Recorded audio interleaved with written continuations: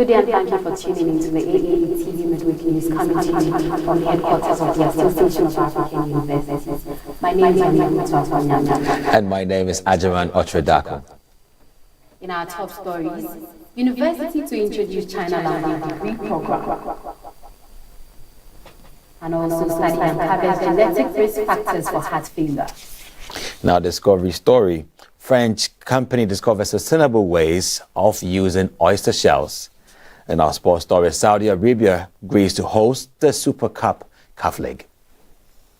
Stay with us for more news and details in a short break. We'll be right back.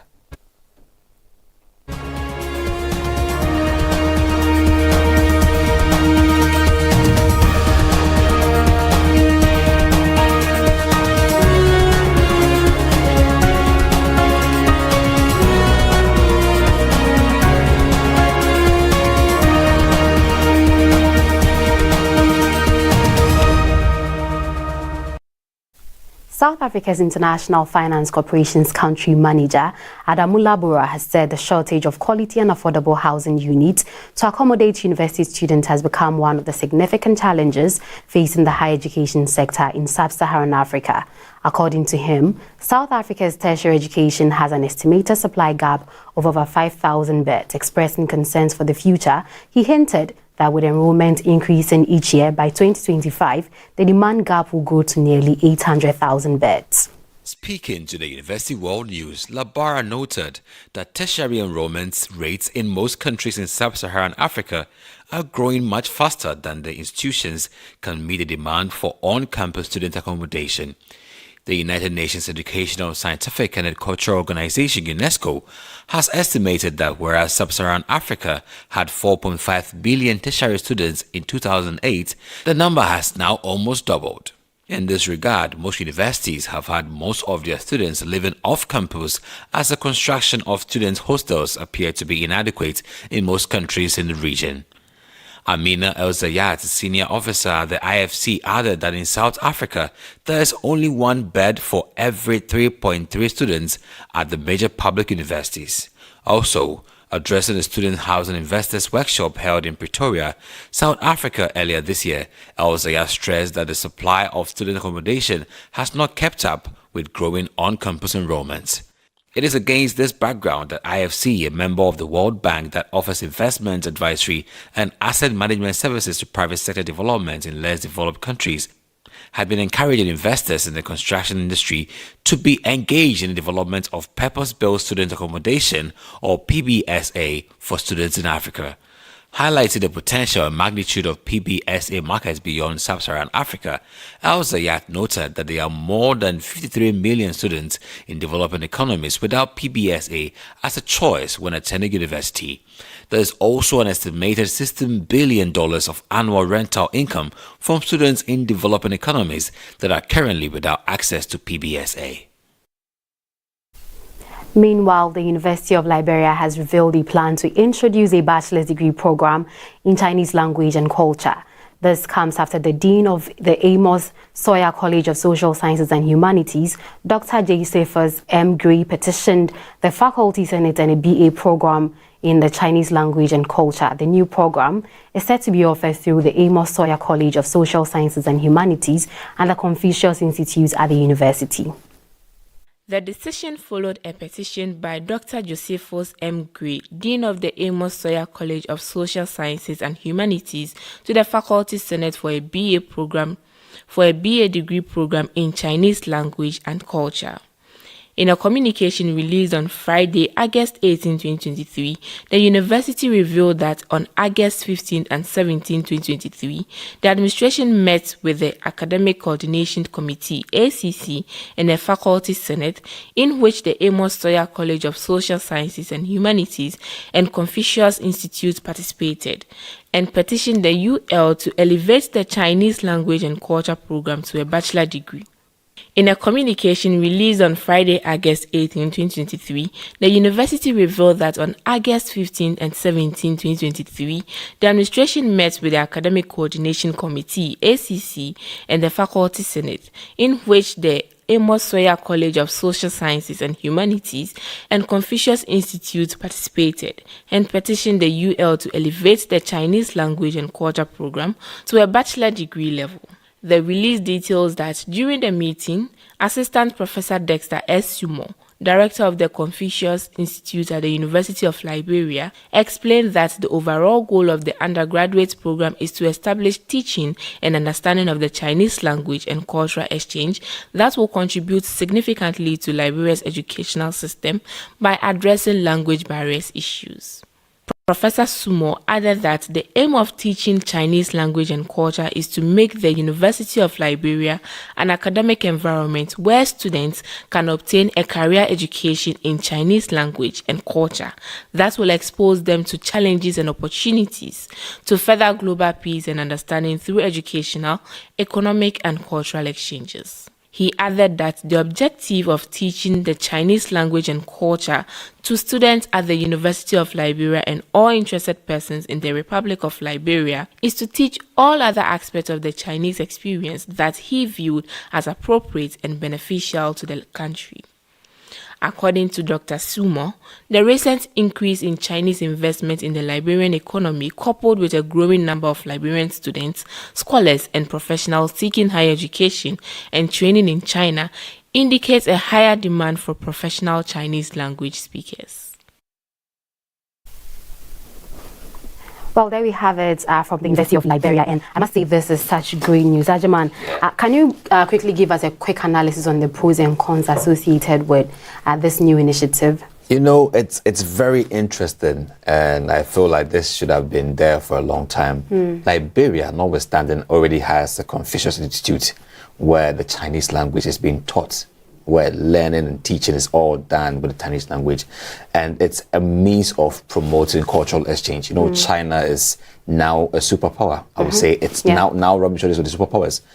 Gone were the days it wasn't there. But China, through hard work and industrialization, has reached that point. And now they want to enhance investments, foreign direct investments. And if you are a country and you haven't got that kind of petty knowledge about the Chinese language, you know, if I ask ni hao, you have to be able to respond. Chinese are now trying to invest more into African economies. How do you position yourself to also tap into this investment? That's how come this institute is very important.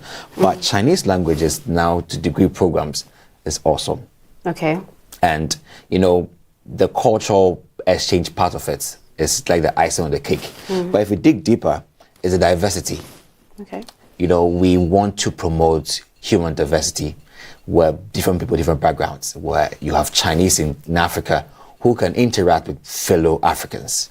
And that's where diversity is beautiful. You being able to accept someone's culture and dig deep into it and make it yours, study it like a curriculum. That's beautiful. And also the issue of enhancing linguistics. Okay. So I'm a Ghanaian who can speak English. I can speak my local dialect, but I can always speak Chinese or Mandarin. It tells the richness of my education. And these are all beautiful components that makes the Ghanaian or the African human capital exceptional globally. Okay. Well, Ajaman, do you not think someone might say there's going to be the issue of brain drain? Yeah, I mean, it's actually the commonest spot to find within this beautiful Chinese cloth that at the end of the day, you have so many African young people who are studying with this Confucius Institute migrating to China because they have a language base, and that is a plus. But we've forgotten that migration is a choice. The African economy needs so much of, people who have gotten that foreign experience. So if you migrate to China, learn any course, engineering, medicine, or whatsoever, you need to be able to come back home and make an impact. So we are not saying that it's brain drain. Brain drain is when we've lost all our best brains to foreign countries, and there's no way to bring them back to repatriate and give back. But they're willing to give back. Yeah, I think for me, the issue of brain drain comes nowhere close to this situation. I actually think it's a strategic move coming from the University of Liberia, because in a report, it was stated that currently the Chinese are establishing a number of companies and organizations in Liberia. Sure. Now, these people are looking for people to occupy that space. Who better to do it than somebody they can relate with, somebody they share, somebody who understands their culture. So I'm thinking this is a very strategic move. And also on the issue of brain drain. Brain drain is actually when students leave the country to study elsewhere. In this case, what they would have left the country to study is being brought to them in the University of Liberia. So I think there's a name for that, but we would have to find it. Yes, you know, the one very compelling factor is the intercultural skills that we are harnessing. If your university is teaching German or Dutch as a basic program, or a center for German studies, you would have an added advantage to yourself. I also know how to speak German, I understand the German culture. We have African Studies Institute somewhere in the US. They learn about the African and what we believe in. And it's helped us to leverage, understand, and appreciate each other. Wherever you are, we appreciate what you've been through in your culture. It's about how we promote more of these intercultural studies to build our human quality and also appreciate each other. Yeah, but Ajima, you know, in Africa, most times we tend to prioritize the French language over all other languages. So I'm just wondering, why is the University of Liberia at this point in time, prioritizing Chinese over what is known to be normal? Because in Africa, we would usually go with the French language. I barely hear of the Chinese language. You know, one would say it is an advancement to the Confucius Institute, which is already present in Liberia.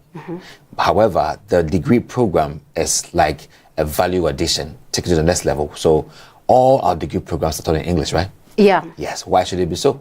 I mean, Chinese is also a language worth studying and worth deploying in other areas of degree programs. Imagine you learn journalism in China, in Ghana. That would be sweet. How would it make you feel? Exceptional. Exactly. You'll be here speaking Chinese, in news or that. So I feel like it's something that we should emulate. I mean, Ghana should also have a university providing a degree program which is all taught and studied in a language not within Africa, but across the globe, and it's beautiful.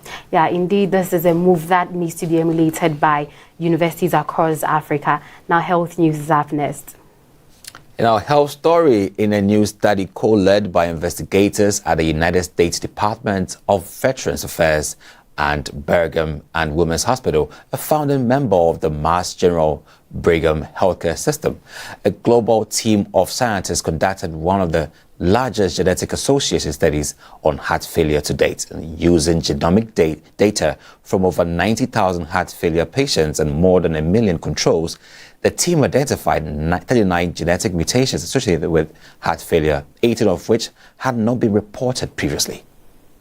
It is estimated that heart failure affects over 50 million people worldwide and 6 million people in the United States, costing the American healthcare system over $30 billion every year.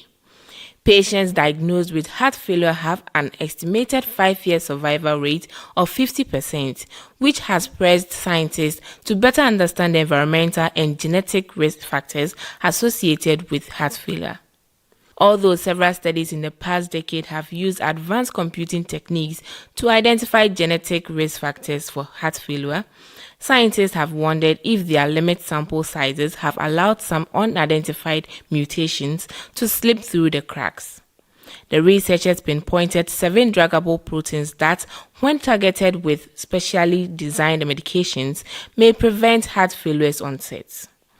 Lead author Danielle Rasoli, PhD, a research associate in the Brigham Department of Medicine, noted that their overall findings, published in Nature Communications, could one day help physicians identify and treat at-risk patients before heart failure occurs. They built their large cohort by gathering genomes for 2 established genomic research programs. The Million Veteran Program, MVP, a national effort launched in 2011 to examine the long-term health outcomes of United States veterans, provided 302,287 genomes for the study. Heart failure is a particular concern for veterans, with some studies showing that they may be at a higher risk of developing heart disease. To date, over 950,000 veterans have enrolled in MVP. The remaining 977,323 genomes were pulled from the Heart Failure Molecular Epidemiology for Therapeutic Targets (HEMS) Consortium, which includes data from patients across several European countries. In total, the team analyzed 1,279,610 genome samples, 90,653 of which belonged to patients with heart failure.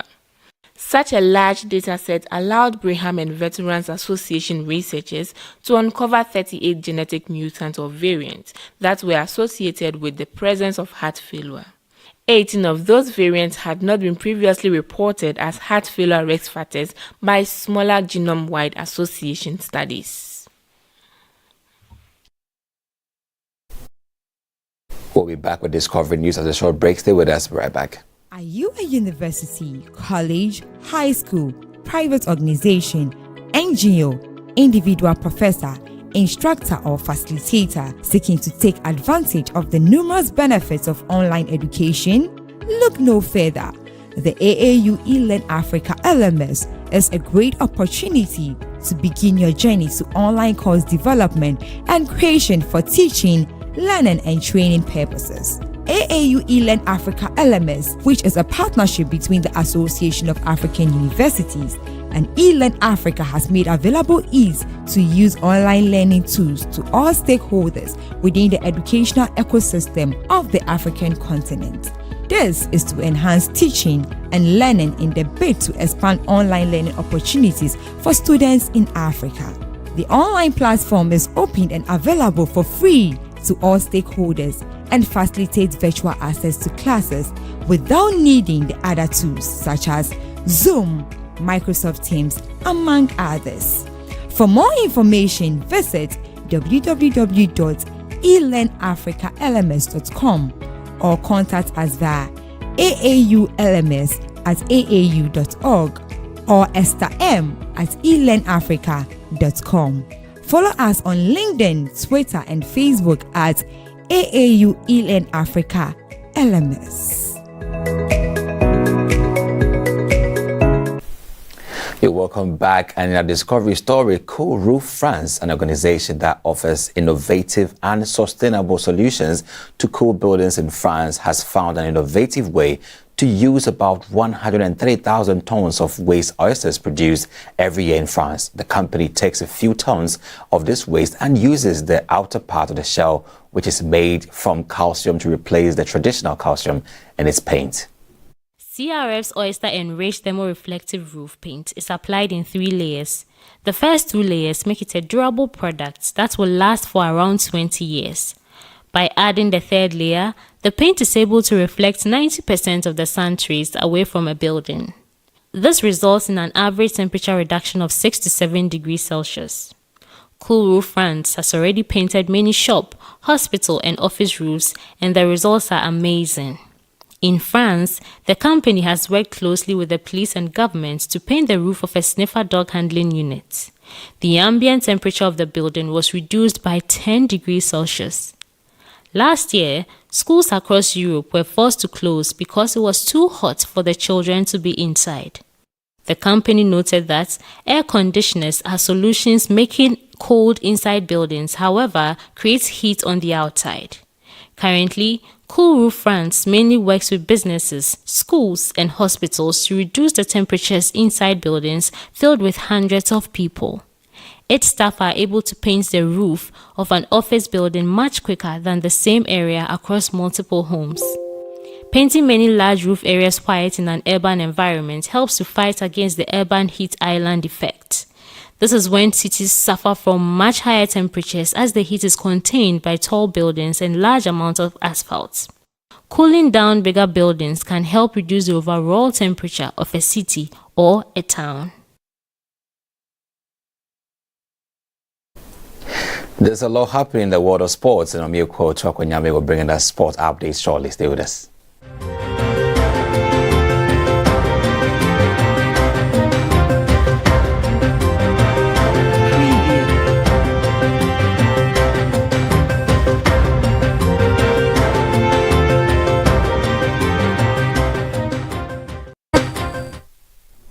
Thank you, Ajuman, for that beautiful introduction. In our sports news, Saudi Arabia has been officially chosen as a host nation for the highly anticipated CAF Super Cup 2023. The Confederation of African Football CAF and the Saudi Arabian Football Federation SAF jointly made the historic announcement, sparking enthusiasm and anticipation across the global football community.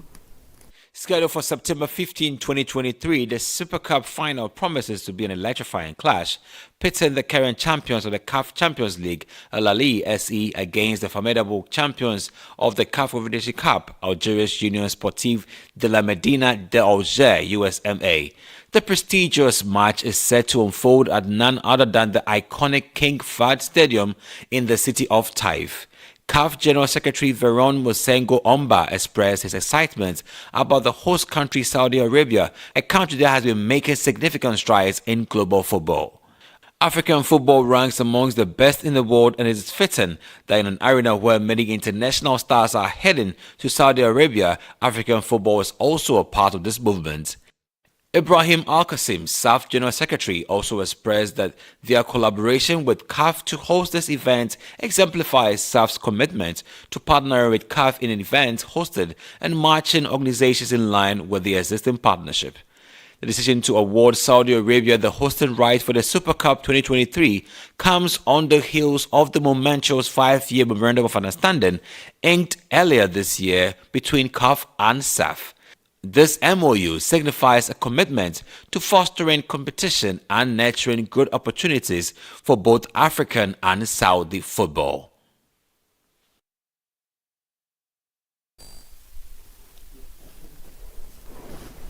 Now in entertainment news, top Nigerian singer, songwriter and record producer Damini Obunoluwa Ogulu, known by his stage name Burna Boy, has released his 7th studio album in around 10 years. The Afrofusion king took to his X handle to announce his new body of art titled I Told Them, which was officially released to fans on Friday.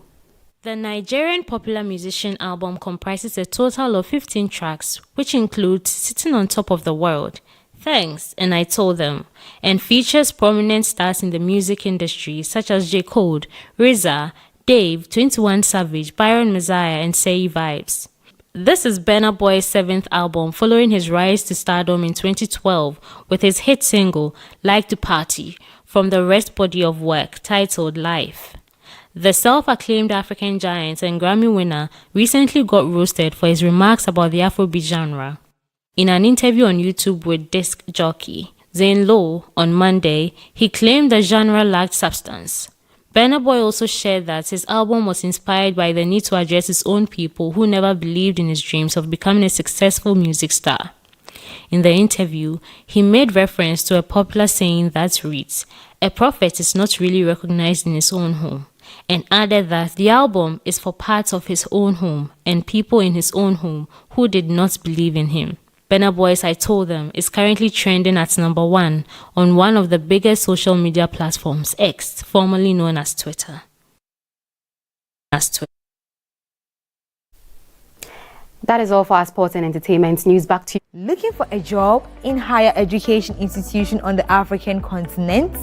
There is no need to go looking. The Africa Education Jobs Board will deliver available jobs to you via our platform.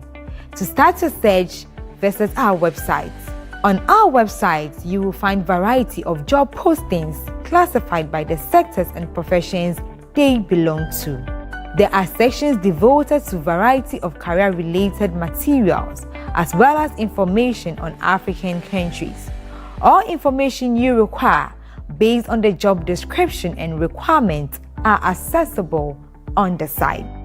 If you are looking for a job in higher education on the continent, use our dedicated portal www.africa.edujobs.com. For job market updates, you can follow us on Twitter and Instagram at AF Jobs Board.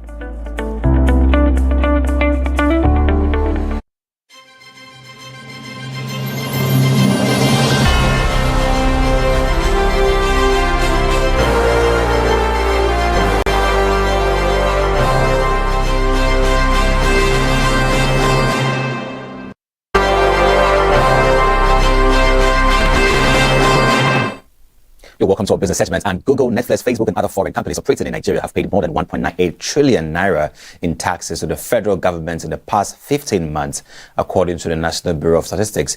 This substantial figure encompasses both company income tax and value-added tax. Back in 2020, there were reports of the federal government's intention to levy taxes on foreign digital service providers who cater to Nigerians and generate revenue in naira. The Companies Income Tax Order of 2020, an amendment of the Financial Act of 2019, was issued by the former Minister of Finance, Zainab Ahmed. The order targeted taxing foreign entities that engage in specific services or digital transactions while having a significant economic presence in Nigeria. Netflix, Facebook, Twitter, as well as others fall under these foreign companies that offer digital video and advertising services to Nigerians. Entities like Alibaba and Amazon generate revenue from Nigeria through data processing, direct intermediary services, and the provision of goods via digital platforms. The new regulation encompasses companies earning 25 million naira or equivalent yearly from Nigeria or having a Nigerian domain name or website address. The SEP orders mandates foreign companies with sustained interactions and tailored digital platforms targeting Nigeria to pay taxes.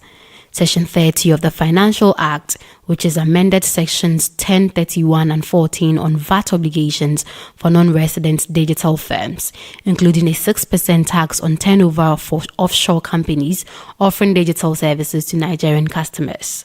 Former Finance Minister Ahmed highlighted the inclusivity of services like apps, trading, data storage and online advertising in the tax policy. This policy shift reflects the government's ambition to modernize taxes within its digital economy and enhance compliance, reducing the burden on non-resident companies while ensuring tax collection through collaborations with the FIRS.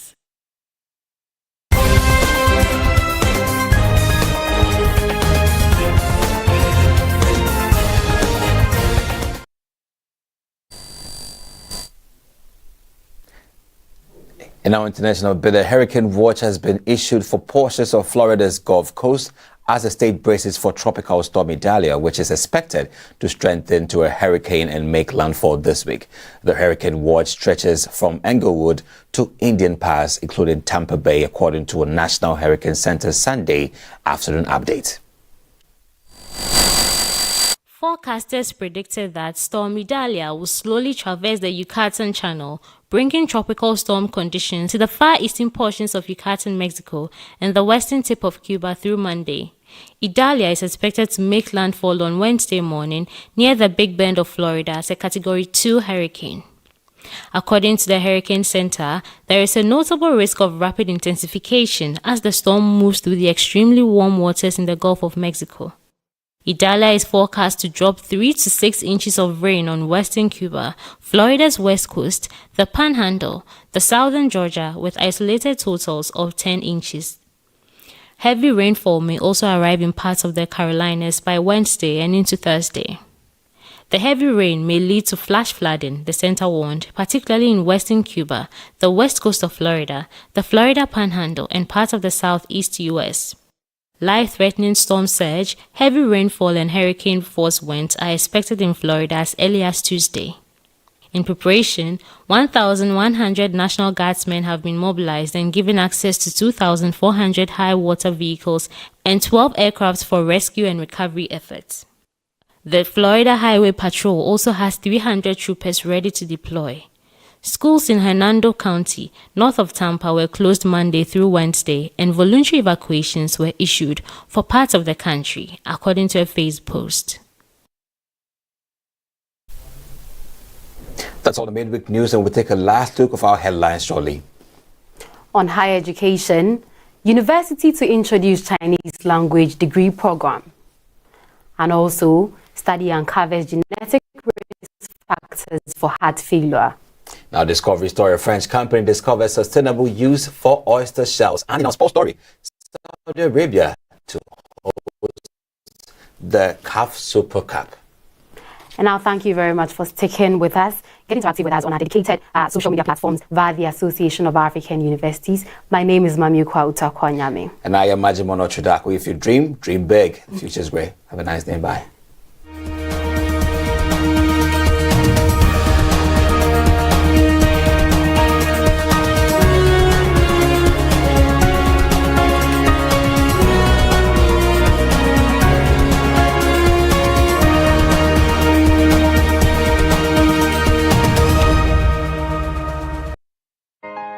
Hey, so this is Dishant from Unica University Common Application. I recommend you to watch AAU television. AAU TV is the place to be for every person in higher education in Africa. Better be there or be nowhere. Continuez de regarder la télé et surtout sur le AAU. Keep watching it and it will change the way you interact with higher education on the continent.